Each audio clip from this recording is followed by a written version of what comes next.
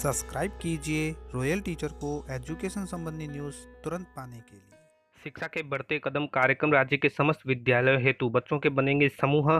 प्रथम 4 कालांश में होगी वर्कबुक से अध्ययन। शिक्षक ऐप होगा, साथ ही शिक्षकों का प्रशिक्षण भी होगा। कक्षा 1 से 8 तक समस्त विद्यार्थियों के लिए कार्यक्रम है सत्र 2022-23 हेतु। जी हाँ साथियों, इस वक्त की बड़ी खबर की बात करें तो जैसा कि आप सभी जानते हैं कि नवीन सत्र 2022-23 है वो शुरू हो चुका है। नवीन सत्र 2022-23 शुरू हुआ है तो लर्निंग लॉस को दूर करने हेतु, यानी विद्यार्थियों के जो लर्निंग लॉस हुआ है कोविड-19 के कारण विद्यालय पुनः शुरू हुए हैं, उस लर्निंग लॉस को दूर करने हेतु एक नया कार्यक्रम ब्रिज कार्यक्रम भी चलाया जा रहा है और शिक्षा के बढ़ते कार्यक्रम उसी का एक भाग है। ब्रिज कार्यक्रम के तहत आप सभी जानते हैं कि प्रथम 4 कालांश है वो आपको वर्कबुक से बच्चों को अध्ययन करवानी है जो बिलो ग्रेड के है। साथ ही इसके में अब एक नया और अध्याय जुड़ने जा रहा है जिसमें शिक्षकों के लिए एक ऐप होगा जिसे हम एप्लीकेशन भी बोलते हैं।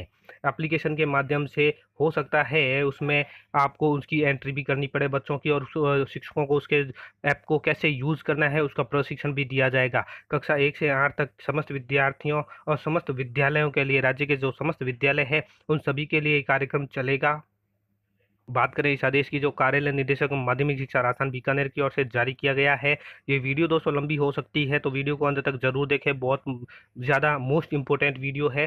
शैक्षिक सत्र 2022-23 में विद्यार्थियों के सर्वांगीण विकास, अध्ययन की निरंतरता एवं शैक्षिक उद्देश्यों की प्राप्ति हेतु विस्तृत कार्य योजना बताई गई है। यहाँ पे बताया गया है कि माननीय मुख्यमंत्री महोदय ने बजट घोषणा 2022 के बिंदु संख्या 6.3 में कोविड काल के दौरान अध्ययन में हुई क्षति की भरपाई के लिए आगामी वर्ष से स्कूली विद्यार्थियों के लिए 3 माह अवधि के ब्रिज कार्यक्रम की घोषणा की थी। यानी प्रथम 3 माह में ब्रिज कार्यक्रम चलाया जाएगा जो लर्निंग लॉस को दूर करने का काम करेगा। इस क्रम में विभाग द्वारा लर्निंग लॉस पूर्ति एवं उसके लिए सतत आंकलन तद अनुरूप रेमेडिएशन हेतु राजस्थान में शिक्षा के बढ़ते कार्यक्रम का आरंभ किया जा रहा है। इस हेतु राजस्थान में जो कार्यक्रम है वो है शिक्षा के बढ़ते कार्यक्रम, बढ़ते कदम।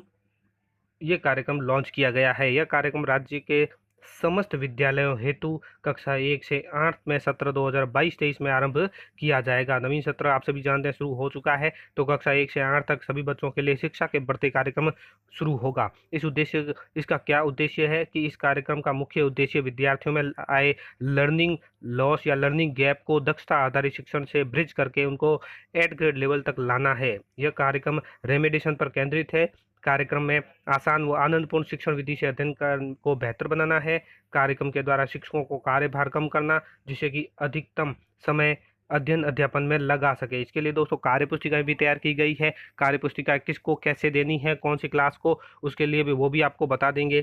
साथ ही इसके लिए बताया गया है कि इस कार्यक्रम के सफल क्रियान्वयन हेतु विद्यार्थियों में गत कक्षा में छूट गई एवं विस्मृत हुई दक्षताओं की सहज प्राप्ति हेतु कक्षा 3 से 8 के लिए ध्यान रखें कक्षाओं का कि कक्षा 3 से 8 के लिए 8 ग्रेड के साथ साथ बिहाइंड ग्रेड की उन दोनों को साथ में लेकर चलना है। कक्षा 3 से 8 के लिए 8 ग्रेड और बिहाइंड ग्रेड तथा कक्षा 1 से 2 के लिए 8 ग्रेड स्तर की दक्षताओं को सम्मिलित कर दक्षता आधारित वर्कबुक तैयार करवाई गई है। नियमित अध्ययन के साथ साथ वर्कबुक के प्रयोग से विद्यार्थी द्वारा सीखी गई दक्षताओं की ट्रैकिंग भी की जानी है जिसके आधार पर विद्यार्थियों को रेमेडिएशन देकर 8 ग्रेड तक लाना है। शिक्षा के बढ़ते कदम कार्यक्रम का चरण क्या है, बात करते हैं। सबसे पहले लर्निंग गैप को दूर करने हेतु ब्रिज रेमेडिएशन कार्यक्रम। विद्यार्थियों को लर्निंग स्तर को आधार पर पृथक पृथक समूह का निर्माण कर, यानी उसका लर्निंग लेवल कौन सा है उसके आधार पर विद्यार्थियों को आपको अलग अलग समूह बनाने हैं। समूह का निर्माण कर रेमेडिएशन शिक्षण करवाया जाना है। इसके तहत क्या कार्रवाई की जानी है तो वर्कबुक का जो वितरण करना है वो किस आधार पर करना है और कौन सी वर्कबुक किसको देनी है। विभाग द्वारा लर्निंग लॉस को समाप्त करने हेतु RSCIT द्वारा कक्षा 1 से 8 तक के लिए लर्निंग लेवल आधारित 18 क्लस्टर वर्कबुक तैयार की गई है। ब्रिज रेमेडिएशन कार्यक्रम के दौरान कक्षा 1 से 8 तक के समस्त विद्यार्थियों द्वारा जो वर्कबुक है उसका उपयोग करना है। यह वर्कबुक हिंदी, गणित और अंग्रेजी की रहेगी। वर्कबुक की बात करें तो कक्षा प्रथम यानी फर्स्ट क्लास के लिए वर्कबुक का नाम भी प्रथम रखा गया है जो 8 ग्रेड लेवल 1 की रहेगी, हिंदी, गणित और अंग्रेजी। कक्षा 2 के लिए पल्लव, 3 के लिए पहल, फिर प्रयास, प्रवाह और प्रखर। तो इन सभी के लिए ये कक्षाएं भी साथ में दी गई है जिसमें कक्षा 1, 2, 3 और प्रयास है वो 4 और 5 के लिए, प्रवाह 6, 7 के लिए और प्रखर है वो 8 के लिए है। जिनमें कई कार्य पुस्तिकाएं हैं जो सिर्फ 8 ग्रेड तक के लिए है, कई सिर्फ बिहाइंड ग्रेड के लिए है, तो कई बिहाइंड ग्रेड के लिए है, जिसमें हिंदी, गणित, अंग्रेजी ये सभी वर्कबुक है। अब आप ये देखिए कि किसको कौन सी वितरण करनी है, ये कक्षा अनुरूप नाम दिए गए हैं। ये कार्य पुस्तिकाएं आपको सीबीओ के माध्यम से, पीओ के माध्यम से आपके विद्यालय तक पहुंच जाएगी और समस्त विद्यालयों को एक सप्ताह के भीतर कार्य पुस्तिका वितरित की जानी है। और कार्य पुस्तिका वितरण डेटा शाला दर्पण मॉड्यूल पर अपलोड भी किया जाना है कि कौन सी कार्य पुस्तिका कितनी संख्या में आपको मिली है, कितनी आपने वितरण की है। तो शाला दर्पण पर उसकी एंट्री भी होगी, कैसे करनी है उसके लिए मैं दोस्तों अलग से वीडियो जारी करूँगा। इस ब्रिज रेमेडिएशन कार्यक्रम के जो चरण है वो 2 चरण रहेंगे। बात करें कि समस्त विद्यालय में जुलाई 2022 से अप्रैल 2023 तक रेमेडिएशन कार्यक्रम चरणबद्ध रूप से संचालित होगा, यानी पूरे साल तक ब्रिज रेमेडिएशन कार्यक्रम चलेगा।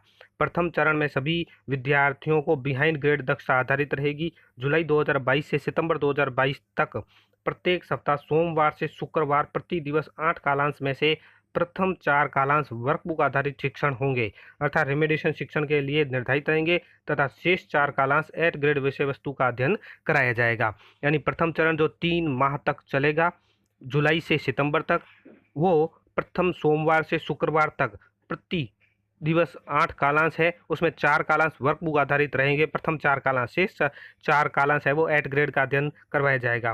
साथ ही इसमें रेमेडिएशन शिक्षण के दौरान विद्यार्थियों को लर्निंग लेवल के आधार पर 2 समूहों में बांटकर पृथक पृथक बिठाया जाएगा। द्वितीय चरण है वो विद्यार्थियों के रेमेडिएशन प्रोग्राम की अवधि के दौरान अलग अलग निर्देश प्राप्त होंगे, जो अक्टूबर 2022 से अप्रैल 2023 तक चलेगा। द्वितीय चरण इसमें प्रत्येक सोमवार से शुक्रवार प्रति दिवस प्रथम 2 कालांश रेमेडिएशन शिक्षण के लिए निर्धारित रहेंगे। इसके लिए भी विस्तृत पृथक से निर्देश जारी किए जाएंगे। अर्थात कहने का अर्थ ये है कि प्रथम चरण में तो प्रथम चरण चलेगा रेमेडिएशन का, उसमें प्रथम 4 कालांश रहेंगे। द्वितीय चरण के अंतर्गत 2 कालांश रहेंगे रेमेडिएशन के लिए। ब्रिज रेमेडिएशन प्रोग्राम के दौरान 4 महत्वपूर्ण कक्षा प्रक्रियाओं शिक्षण अभ्यास, आंकलन और समर्थन का पालन किया जाना है। जब तक कार्य पुस्तिका आप तक उपलब्ध नहीं हो तो राजरमसा साइट पर है, तो आप उसको डाउनलोड भी कर सकते हैं। साथ ही प्रति सप्ताह आपको 5 वर्कशीट में भी अध्ययन करवाना है।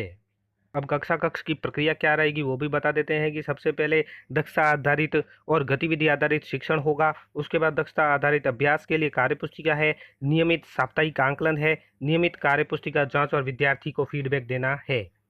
इसके लिए स्रोत क्या रहेंगे, तो दक्षता आधारित गतिविधि आधारित शिक्षण है उसके लिए ABL किट है। दक्षता आधारित अभ्यास के लिए कार्य पुस्तिकाएं दी गई है, नियमित साप्ताहिक आंकलन के लिए भी कार्य पुस्तिका दी गई है, और विद्यार्थी फीडबैक के लिए या कार्य पुस्तिका जांच के लिए कार्य पुस्तिका है। बात करते हैं विद्यार्थी समूहन की, कि समूह कैसे बनाने हैं। ब्रिज रेमेडिएशन कार्यक्रम के चरण प्रथम हेतु सत्रारंभ आरंभ में ही लर्निंग लेवल का आंकलन विद्यार्थियों को समूहीकृत करने के लिए वर्कबुक में दिया गया बेसलाइन आंकलन 15 जुलाई तक किया जाएगा। यानी सबसे पहले आपको जो वर्कबुक में बेसलाइन का दिया गया है आंकलन के लिए, उसको 15 जुलाई तक खत्म करना है। 15 जुलाई को तक करने पर आपको विद्यार्थी समूह बनाने हैं। जिन विद्यालय में वर्कबुक उपलब्ध नहीं हो पाई है, उनके संस्था प्रधान शिक्षकों को पूर्व में उल्लेखित समसा पोर्टल से बेसलाइन आंकलन शीट डाउनलोड करवाकर उपलब्ध करवाएंगे। शिक्षकों द्वारा 10 जुलाई तक कक्षा 1 से 8 तक सभी विद्यार्थियों को बेसलाइन आंकलन करना है। बेसलाइन में प्रदर्शन के आधार पर शिक्षकों द्वारा वर्कबुक में ग्रुपिंग टूल का उपयोग करके 60% से अधिक स्कोर करने वाले विद्यार्थियों को समूह 1, 60 से कम स्कोर करने वाले विद्यार्थियों को समूह 2 में वर्गीकृत किया जाना है। दोनों विद्यार्थी समूहों को बिहाइंड ग्रेड आधारित दक्षता आधारित सामान्य शिक्षण कराया जाना है, परंतु शिक्षकों का ध्यान विद्यार्थी समूह 2 पर अधिक होना चाहिए, क्योंकि समूह का बिहाइंड ग्रेड दक्षता आधारित दक्षता अभिवृद्धि की आवश्यकता अधिक है। शिक्षक उन विद्यार्थियों को रेमेडिएशन शिक्षण में समय की सहायता हेतु समय की मौजूदगी में साथ ले सकते हैं, जो वर्कबुक में वर्कशीट स्वतंत्र अभ्यास से में बैक ग्रेड दक्षताओं में कुशल हो, अर्थात जिनका बेस स्कोर 60% से अधिक हो। अब यहाँ पे कुछ सारणी दी गई है जो आपको बता देता हूँ। जैसे विद्यालय का प्रकार है कि एकल शिक्षक विद्यालय है कोई, तो उसमें जो समूह 1, 2 और 3 कैसे बनेंगे वो आप देख पा रहे हैं। समूह 1 में कक्षा 1 व 2, समूह 2 में 3 से 5 कम दक्ष विद्यार्थी, और समूह 3 में 3 से 5 के अधिक दक्ष विद्यार्थी, ये 3 समूह बनेंगे। इसी प्रकार जो 2 शिक्षक प्राथमिक विद्यालय है उसमें शिक्षक 1 के पास कक्षा 1 से 3 और समूह बनेंगे जो आप यहाँ पे देख पा रहे हैं। समूह 1 कक्षा 1, 2 और ग्रेड 3 कम दक्ष विद्यार्थी, समूह 2 कक्षा 3 अधिक दक्ष विद्यार्थी।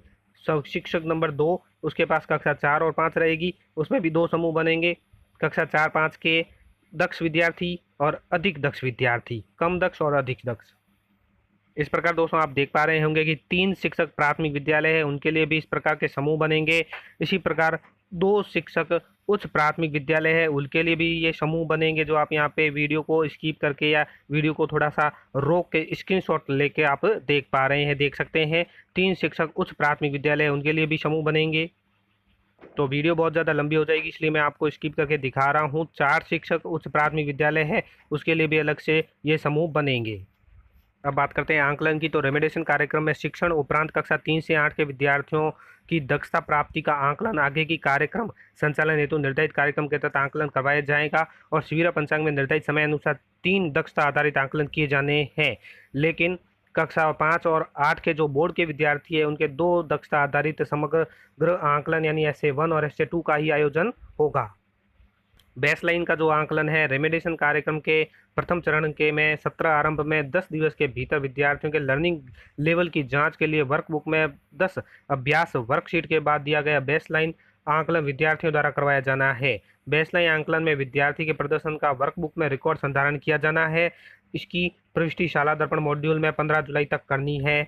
जिन विद्यार्थियों में वर्कबुक उपलब्ध नहीं हो पाई है, उनके संस्था प्रधान शिक्षकों को पूर्व लिखित समसा पोर्टल की बेसलाइन आंकलन शीट डाउनलोड करा के उपलब्ध करवाएंगे। इसके आधार पर शिक्षकों का विद्यार्थी समूहन कर विद्यार्थी के लर्निंग लेवल पर आधारित आवश्यकता सामग्री सहायता प्रदान की जानी है। फॉर्मेटिव असेसमेंट यानी विद्यार्थियों द्वारा अध्ययन की उपलब्धि के समयबद्ध आंकलन हेतु वर्कबुक में 4-5 वर्कशीट को पूरा करने पर रचनात्मक आंकलन भी उपलब्ध है। इसे सप्ताह के अंत में करवाया जाना है। इसे शिक्षकों को पता चलेगा कि सप्ताह में कराया गया अध्ययन से विद्यार्थियों को कितना समझ में आया। रचनात्मक आंकलन में भी विद्यार्थी के प्रदर्शन की वर्कबुक में प्रविष्टि कर रिकॉर्ड संधारण किया जाना है। ऑनलाइन डाटा एंट्री नहीं करनी है। बात करें योगात्मक आंकलन की, तो शिक्षण प्रक्रिया कितनी सफल रही, इसका ज्ञान करने के लिए अर्थात अधिगम आंकलन के लिए त्रैमासिक रूप से योगात्मक आंकलन किए जाने हैं। योगात्मक आंकलन प्रपत्र के 2 भाग होंगे, भाग ए और भाग बी। भाग ए में बिहाइंड ग्रेड की दक्षताओं पर आधारित 10 से 15 वस्तुनिष्ठ प्रश्न उपलब्ध करवाए जाएंगे।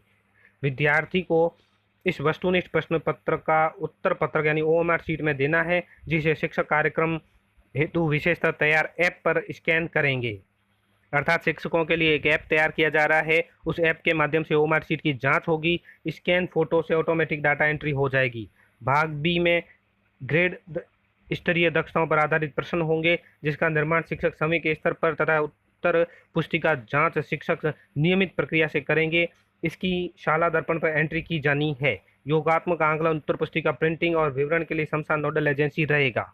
आगे बात करें इसी के संबंध में, तो शिक्षा के बढ़ते कार्यक्रम के तहत शिक्षक क्षमता संवर्धन के जो उद्देश्य है, जैसे शिक्षकों को उनकी कक्षाओं के बारे में डेटा संधारित आधारित निर्णय लेने में सक्षम बनाना, शिक्षकों को समय पहल करने के लिए प्रेरित करना, विद्यार्थियों की दक्षता के आधार पर समूह निर्माण का समूह अध्ययन करवाना, विद्यार्थियों को दक्षता प्राप्ति हेतु गतिविधि आधारित शिक्षण करवाना, विषय वस्तु में से दक्षता की पहचान करना, उसकी प्राप्ति हेतु विद्यार्थियों को यथा योग्य अध्ययन करवाना।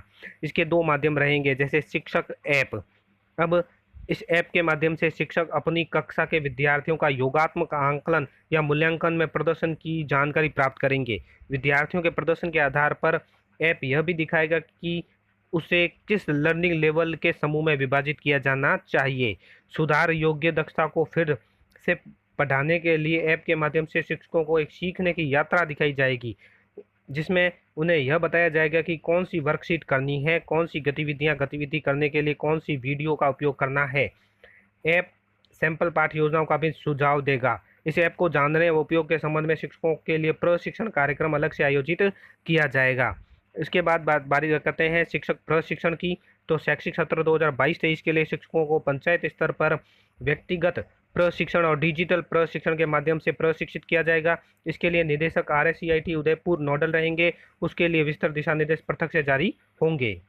शिक्षा के बढ़ते कार्यक्रम का प्रबोधन। यद्यपि कार्यक्रम में शाला दर्पण प्रविष्टि और ऐप के माध्यम से विद्यार्थियों की प्रगति की नियमित जानकारी प्राप्त होगी, परंतु कार्यक्रम के सुचारू क्रियान्वयन के लिए राज्य स्तर से संस्था प्रधान तक कार्यक्रम का नियमित प्रभावी प्रबोधन किया जाना है।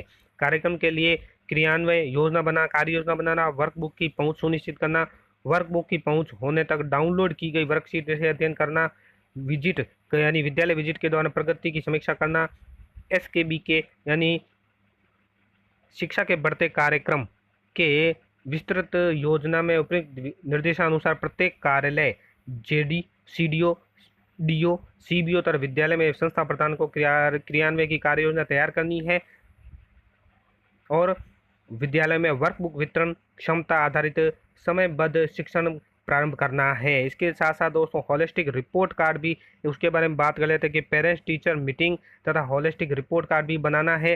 अब ये होलिस्टिक रिपोर्ट कार्ड डिजिटल रूप से तैयार होगा, जिससे शिक्षकों को कार्यभार भी कम होगा।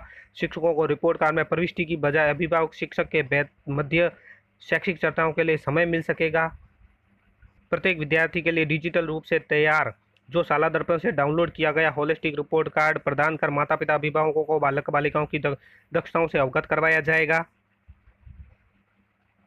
तो दोस्तों ये था ब्रिज कार्यक्रम और शिक्षा के बढ़ते कार्यक्रम के तहत जो मूल उद्देश्य है और उनका कार्य योजना है उसके मैंने आपको बताया। उम्मीद है ये दोस्तों वीडियो आपको पसंद आई होगी। वीडियो पसंद आए तो जरूर लाइक शेयर और सब्सक्राइब कीजिए।